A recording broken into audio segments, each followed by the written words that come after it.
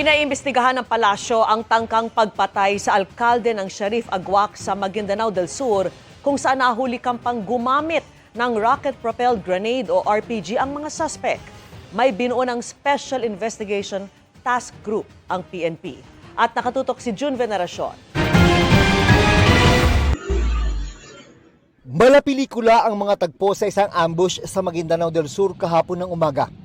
Isang lalaking armado ng rocket-propelled grenade o RPG ang nahulikam na bumaba mula sa nakaparadang minivan at may inasinta.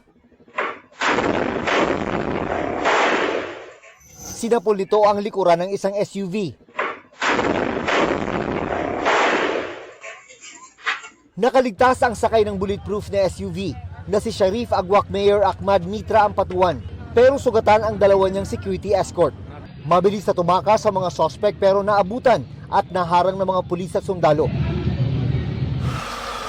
3 sospek ang patay. Kabilang ang nagpaputok ng RPG na si alias Rap-Rap. Nakatakas naman ang driver ng minivan. Base sa investigasyon ng PNP, magkakamag-anak ang 4. Ini-establish po nila, ma'am, yung pong kanilang pag-establish ng motibo. Kumukuha sila po ng mga ebidensya kung ito po ay mga hired killers.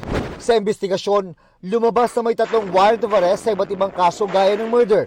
Ang napatay na suspect na gumamit ng RPG. Iniimbestigahan pa paano sila nakakuha ng ganong klaseng armas. Nakita po sa initial investigation na kung bakit po gumamit ng posible ng RPG dahil alam po nila na bulletproof po ang sasakyan. Kung ito ay tinamaan ng solid, mag-iiba po ang kwento ng nangyaring insidente po.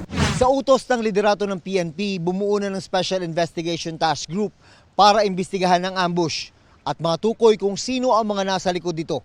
Lumalabas din na pang-4 na beses na pala itong may nagtangka sa buhay ng mayor ng bayan ng Sharif Agwak. Sa isang press con ngayong araw, sinabi ni Mayor Ampatuan na hindi ordinaryong tao ang may kakayahang gumawa ng pagtangka sa kanya.